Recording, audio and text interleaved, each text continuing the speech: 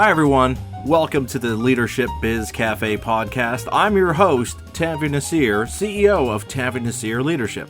Looking for a keynote speaker or corporate trainer for your next event?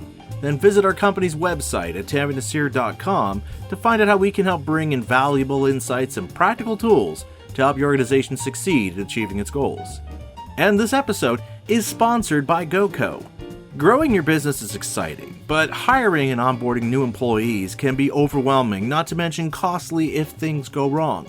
Thankfully, GoCo can help you with this by automating and streamlining everything you have to do to support your growing team. You can customize the GoCo platform to support your existing processes, documents, and policies. And they provide you with a dedicated customer success manager to help you maximize the benefits you derive from their platform. And the best part is, you can try it for free with no credit card needed. So go to goco.io/leadership, that's goco.io/leadership to get started. And with that, let's meet my guest for this episode, Dr. Liane Davey. Even if I didn't like conflict, if I could do 10 minutes 3 times a week of a conversation that I was uncomfortable with or was anxious about, that the whole rest of my week would get better. And that was the moment I realized that I could be conflict averse, but that did not mean I had to be conflict avoidant. For most of us, conflict is something we tend to avoid because we view these encounters as being negative and counterproductive. But what if we're getting it wrong? What if conflict can be something that's actually beneficial to our team, and that avoiding it is what really has a negative impact on our employees, and with it, our leadership? It's an idea I'll explore in this episode with organizational psychologist and best-selling author, Dr. Liane Davey. Liane is the New York Times best-selling author of You First: Inspire Your Team to Grow Up, Get Along, and Get Stuff Done. She is also a regular contributor to the Harvard Business Review and an organizational psychology expert for Quartz magazine. As the co-founder of 3Cos, she advises on business strategy and executive team effectiveness, and has worked with executives at companies such as Amazon, Walmart, TD Bank, 3M, and Sony PlayStation. Her latest book is The Good Fight: Use Productive Conflict to Get Your Team and Organization Back on Track, which is what Liane and I will be discussing in this episode. Hi, Liane. Welcome to the show. Hi, Tanvir. Thanks. So, Liane, before we start talking about the book, I do want to bring attention to something here, and that is that you're a fellow Canadian like myself. And obviously, as a proud Canadian, I'm always eager to showcase talented and insightful Canadians like yourself. But I just want to address this from the start in case people wonder why we're talking about hockey, double-doubles at Tim's, or how bad we think winter's going to be this year. You know, just to give some context for our listeners to what's going on here. I love it. It's so true. How could we have a conversation without that? But we could try, right? We could certainly try. I mean, we could definitely do that. Anyway, I have to say I was so eager to read your book, The Good Fight, because I think all of us can agree that there does seem to be a lot more conflict, specifically interpersonal conflict, that is exemplified by some of the hostility you can experience on social media because of your politics, your beliefs, and so forth. And it was interesting to see how many of the things you write in your book about the nature of conflict reflects why we're seeing or experiencing more of this kind of conflict in our lives. For example, early in your book, you write about an intriguing notion, something you call, and I love this idea, conflict debt. Now, all of us can understand financial debt and the negative ramifications that surround that. Now, conflict as a concept already has that negative connotation, and yet you're pairing it with this other word that also stirs negative emotions. So as a starting point for our conversation today, Liane, I'd love for you to explain this idea of yours of conflict debt. What is it, and what are we doing that's causing us to amass this debt? Yeah, thanks so much. I'm glad you like the notion, and lots of people have been grabbing onto the language, and it helps them visualize what I'm talking about. So if we take the notion of conflict that we tend to think of as negative, I'm really hoping that we can get away from thinking of conflict as inherently negative and start to understand that when we work in organizations, conflict is just a given. It's not good or bad. So we have conflict constantly around different priorities. Making a trade-off is negotiating a conflict. Understanding what's going to be our source of competitive advantage and what we're going to choose to pay attention to. That's a conflict. Dealing with some of the interpersonal issues for sure is some of the kind of conflict that we think about, but it goes far beyond that. So what happens is the organization sends us this steady stream of things that are in tension with one another, where we have to make tough choices or trade-offs. It sends us conflicts, essentially.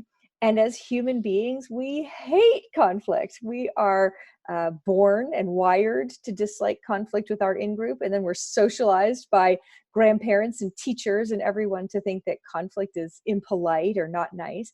And so we avoid all these conflicts that are coming at us. And conflict debt is that sum total of all the issues that we need to address to be able to move forward, that instead we keep piling up. The infamous take it offline is how you know you're getting into conflict debt these days.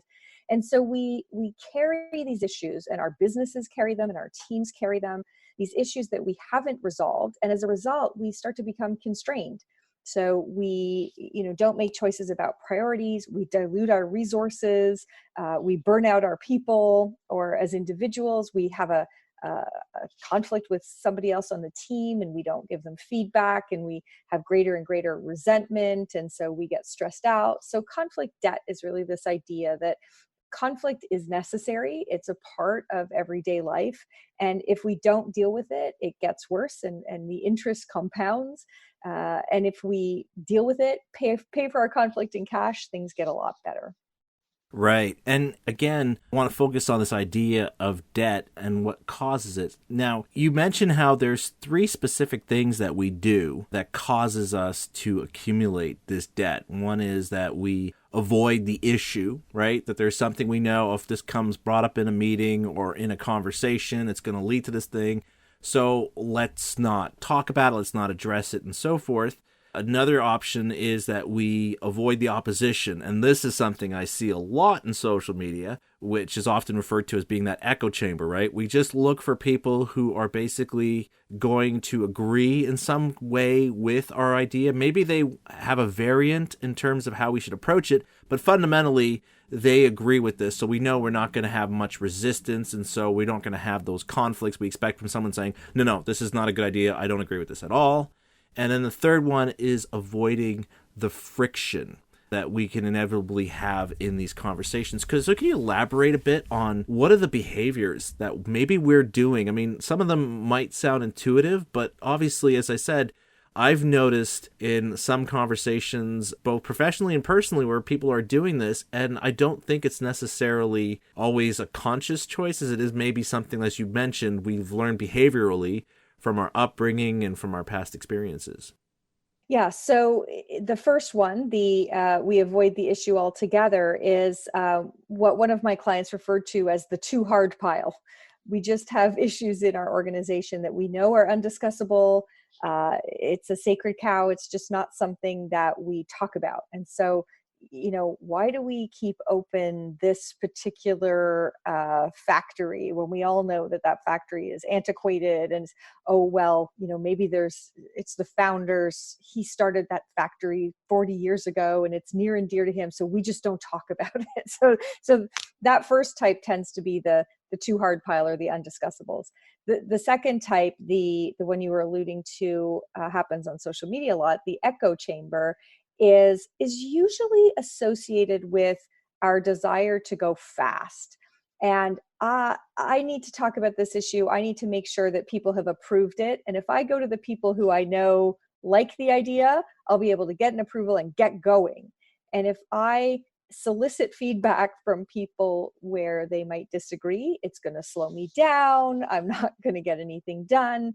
So often when we're avoiding the opposition, it's because of the perception that it's going to make things a lot slower. Ironically, of course, that if you go around those people and you implement a decision without them, they'll tend to really put the brakes on implementation. So ultimately it'll be slower, but we fool ourselves into thinking that getting a rapid approval is actually going to speed things up. Then the third one, behaviorally, how that shows up is that offline comment. So you're in a meeting and you start talking about these issues, but it gets a little hot and it gets a little uncomfortable. And so someone says, let's take that offline. And I heard this hilarious story from my friend Karen Wright, sort of world famous executive coach. She called me. She said, "You have to hear this story. It's a great conflict debt story." It was a Toronto based company with a Japanese parent company, and the chairman came over from, I assume from Tokyo, and was attending one of their meetings. And this was the problem. Things were getting a little bit heated in the meeting, and people were particularly worried about having conflict in front of the chairman. And so they kept saying, well, let's take that offline, or we'll take that issue offline. And they kept taking any issue that was getting a little bit precarious and saying they would take it offline. And at the end of the meeting, the chairman said, "When is this offline meeting? Because that sounds like the one that I really need to go to." So it was just classic, because we had to translate that in Canadian. Offline means bury it in a deep hole where no one will ever raise it again. So that's one behavioral version of that one. The other one is my other least favorite phrase, which is, well, we'll agree to disagree. Which is, nothing comes out of we'll agree to disagree. Either we'll decide that this is the action and we'll all commit to it, or we will, we'll keep wrestling with it and keep struggling with it until we come to an answer that everyone's happy with. But this agree to disagree means like, okay, let's just agree to go nowhere. So that's one of the ways that we show that we're in conflict debt, is the agree to disagree. I love that story because it reminds me of something else that I've encountered in my work, and that's often the issue of people saying, we have this tendency to have the meeting after the meeting, right? Mm-hmm. So the meeting is more we're just going to go through the agenda, and then the rest of us are just going to highlight, okay, these are the things that we really need to discuss, and then we're going to go off and have another meeting where we actually decide on those things, but we're doing it amongst those people who we know. Well, with these people, it's just easier to get things done and get things moving. Whereas if we do it at the actual meeting, there's just too much of this back and forth, so we don't feel like we're making any progress, right? But Liane, when I was reading this idea about the conflict debt, I really loved it because, again, debt is something that we all understand intuitively. It's not something we want to accumulate, but I'm thinking here how there's some listeners who might be thinking, what? This is a form of debt I don't mind amassing because it's just not worth getting into these disagreements with coworkers, let alone family and friends. Like I said, in my experience, where some people will have that meeting after the meeting. But of course, we all know there's a cost to carrying too much financial debt. But what's the cost we're paying in carrying this conflict debt? So the biggest one, so it depends on what kind of conflict debt. If we're talking about the failure to prioritize, there is a massive cost associated with that in our organization. So if you think about the number of organizations you can think of that have 30 strategic priorities, I just love when someone says we have 30 strategic priorities. You're like, how do you have 30 priorities? And so if we can't come together, have the difficult discussions, and decide what matters most and therefore what matters less, then the cost of that conflict debt is the dilution of resources, probably poor ROI on everything we're doing, and ultimately burnout of our people who are trying to do everything. So that's one type of interest we pay. But if you take the very personal version, I remember early in my career having a boss that I had a very bad relationship with, and she was spreading rumors about me in the organization, and I didn't know how to advocate for myself or give her feedback about how her comments were making me feel. And in that case, the stress was building up in me.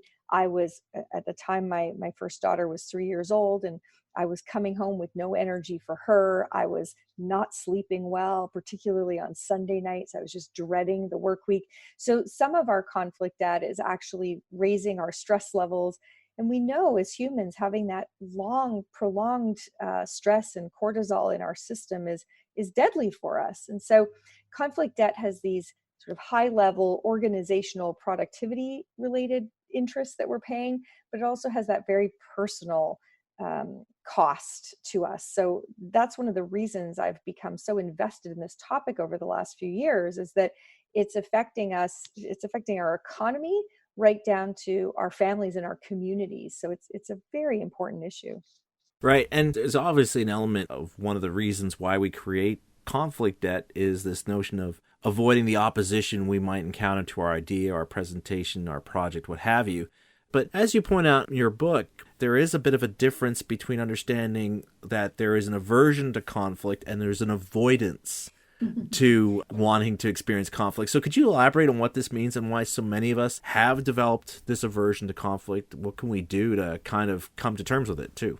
Yeah, so let's start with where it comes from. So biologically, our advantage as animals was in our cooperation. We became an animal that lived in civilization, and that's what made us stronger. And so it made a lot of sense that you wanted to get along with your in-group so you didn't get voted out of the cave and eaten by the saber-toothed tiger. So in-group harmony is an important thing for the human animal.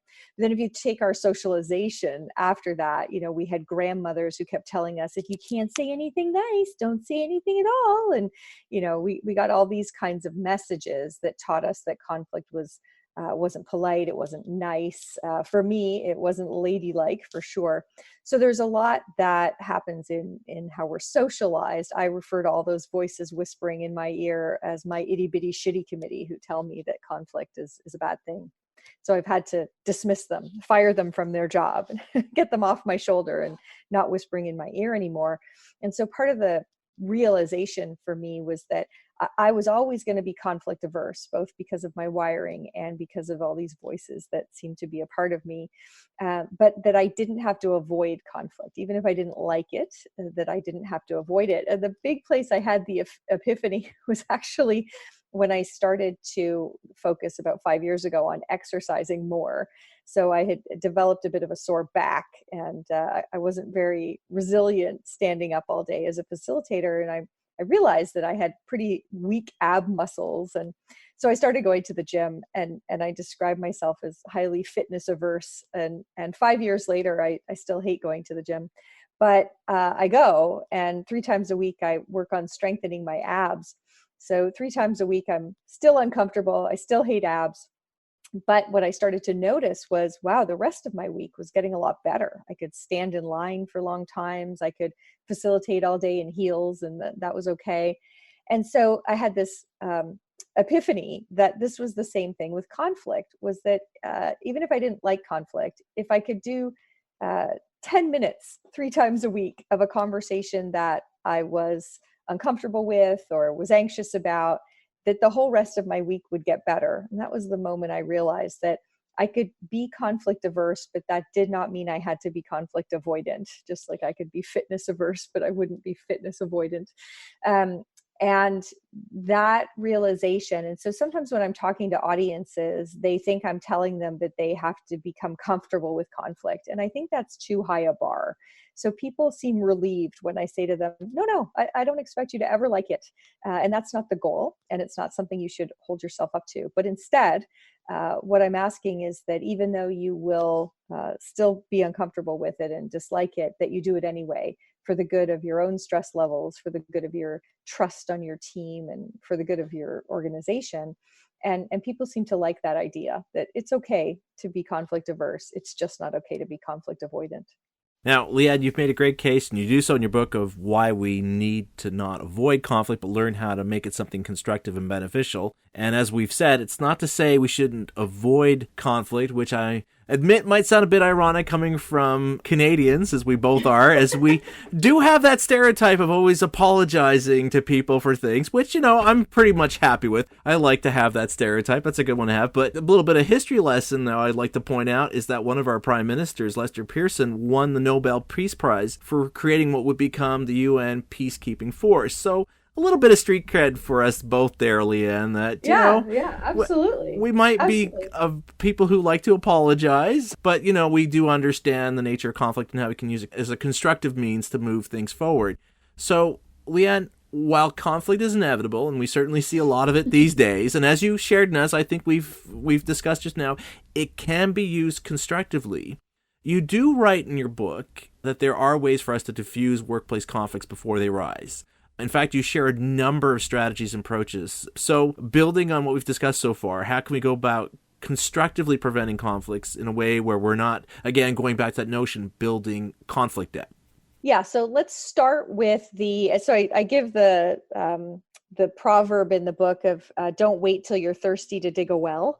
And I love that notion, and how often in organizations we wait till we need something from someone to kind of spring ourselves on them and spring our priorities on them. And that often creates conflict. So the first thing we can do is build relationships and build trust before we need it, before we are in a situation that could be perceived as conflict. And the reason for that is our brains are wired to interpret even neutral communications through the filter of whether we think someone is a friend or a foe, or trustworthy or not trustworthy.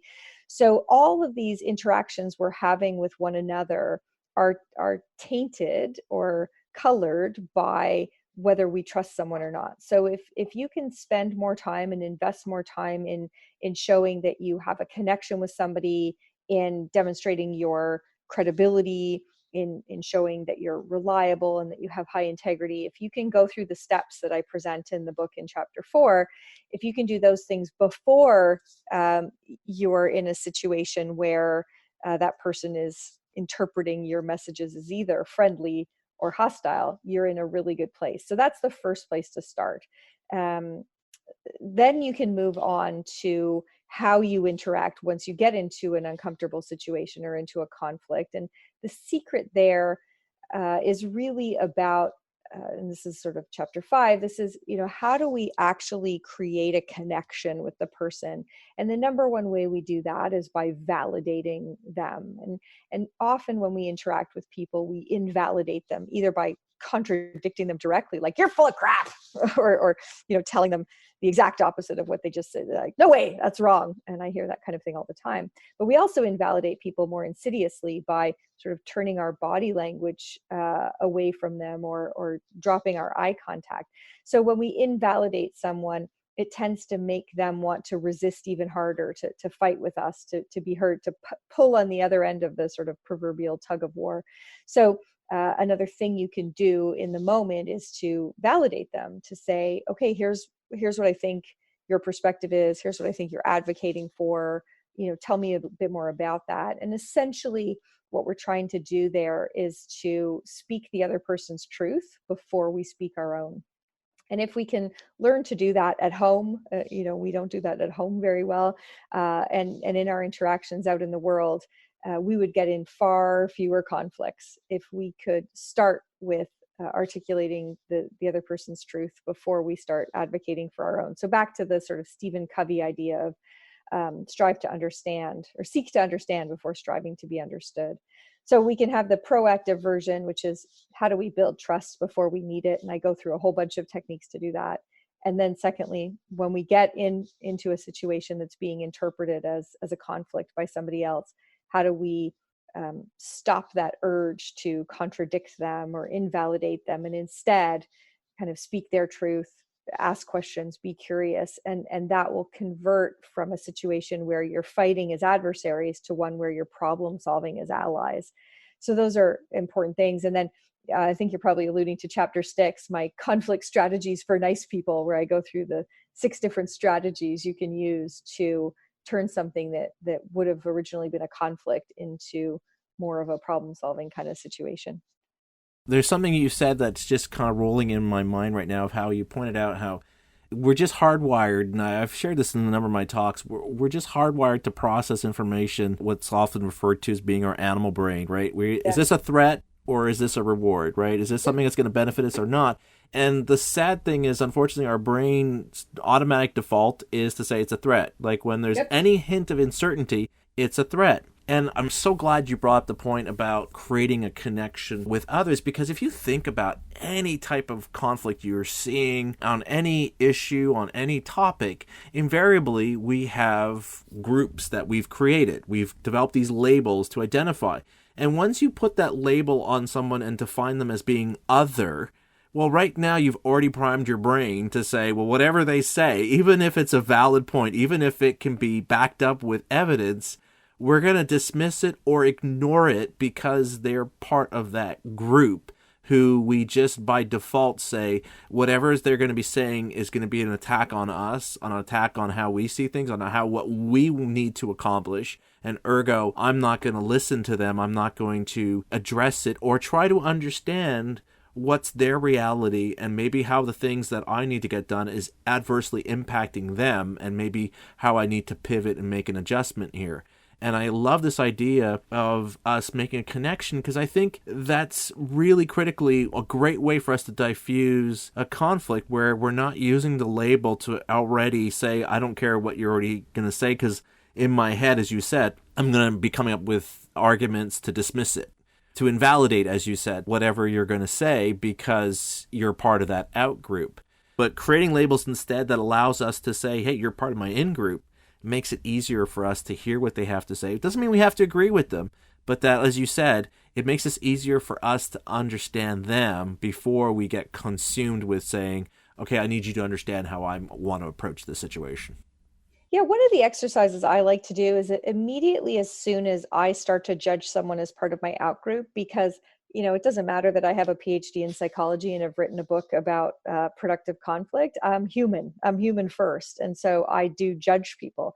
And so what I try to do is when I catch myself judging somebody as an other, somebody who's maybe very right wing or something like that, I try and say, what is one way that we are a we instead of a they, right?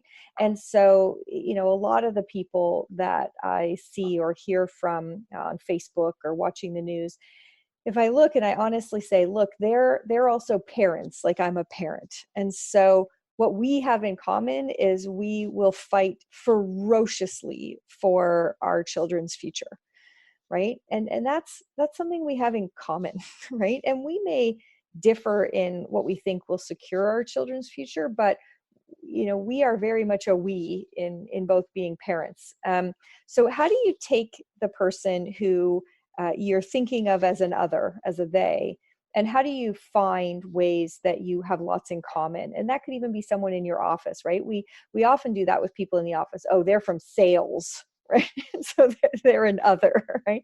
But what's the common ground? Oh, well, they're working on the Acme account, and so am I. So we're both really invested in how well this account goes. So that this othering, and we know that when, exactly as you're saying, when we make somebody a they, then our brains naturally interpret information from them as hostile. And if we can find ways without trying to fight against the fact that they're a they on one dimension, how do we find a bunch of different ways that we're also in the same in group? Because then our brain is going to naturally look for reasons to support them, or look for truth in what they say, as opposed to looking for falsehoods.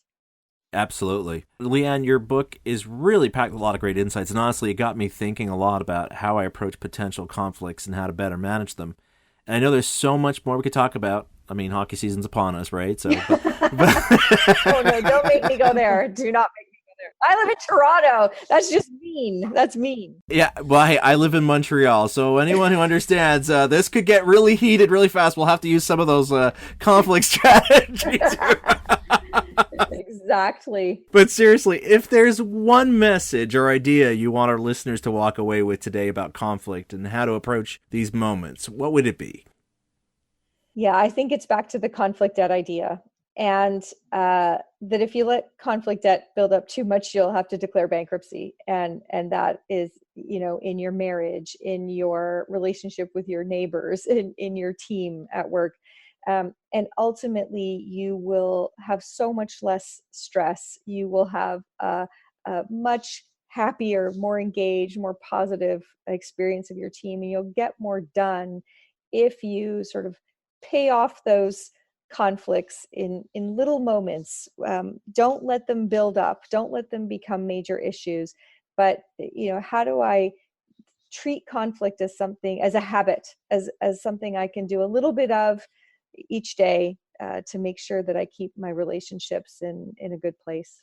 And it's just amazing once you start doing that, how you see that, wow, actually I have a lot less conflict, and I have a much more comfortable life because I'm willing to confront the things I need to confront as they come up. And I love that idea of avoiding bankruptcy by not letting that conflict debt get too low. Too high, I mean. And again, Liane, I love how one of the themes of your book about how we can address conflict deals, as I said, with empathy, in particular, making the effort to understand why people see the things the way they do, what are their values and beliefs, and how we can find that common ground so that we're not looking at conflict as a zero-sum game, but that we're really looking for that common ground that we can both agree on and build on to find a way forward that's mutually beneficial while staying true to what we're trying to achieve. And again, on a personal note, it's always a treat to showcase Canadian wisdom and talent on my show, even if you root for the Toronto Maple Leafs. Yeah, I'm not even going to say I'm a Leafs fan. I'm actually not a big hockey person, so here's two reasons they're going to revoke my Canadian passport. Is I'm not a hockey fan, and I'm okay with conflict. So I could be out soon. My friends in the US, I may be calling you guys soon because I might get kicked out. Hey, remember what the point is here is it's all about finding common ground, right? So let's hope so. I'll give it to you being from Toronto. Yeah, it's hard I like Tim Hortons. I'm good with Tim Hortons. There you go. We got the Tims. So phew. We found our common ground. That's a relief. Liane, again, a pleasure to have you on my show. Thank you so much for sharing your insights on how we can make conflict not something that we have to avoid, but really something we can use to find that common ground to move forward. My pleasure, Tamir. Thanks so much. I've been talking to Liane Davey about her new book, The Good Fight. Use productive conflict to get your team and organization back on track. To learn more about Liane's work, check out the show notes for this episode on our podcast page at tavernaseer.com/LBC. And that's a wrap for this episode of Leadership Biz Cafe, brought to you by Tavern Nasir Leadership. Looking for a keynote speaker or corporate trainer for your next event? Then visit our company's website at tavernaseer.com to find out how we can bring these kinds of insights to your organization, either at an upcoming conference, leadership retreat, or for a corporate training event. And this episode has been sponsored by GoCo. Hiring and onboarding new employees can be time-consuming and tedious, but thanks to GoCo, you can streamline and automate this process to help your employees hit the ground running. And as it can be customized to your workflow, it will not only help you save time, but avoid any costly mistakes involved in onboarding and employee management. And remember, the best part is you can try GoCo for free with no expiration date and no credit card needed. So go to goco.io/leadership.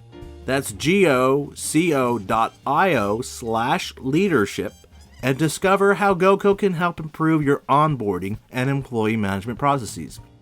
Now, if you have any questions or comments, drop me a note through the contact form on my website. And if you enjoyed this episode, please do share it with a colleague, with your team, or with your boss to allow them to reap the benefits as well. And remember, you can find all episodes of this show, as well as links to subscribe on iHeartRadio, Apple Podcasts, Google Podcasts, Spotify, and Stitcher Radio on our podcast page at tavernaseer.com/LBC. So if you want to share this podcast with others, that's a great way to do it. And with that, I'm Taver Nasir, and you've been listening to Leadership Biz Cafe.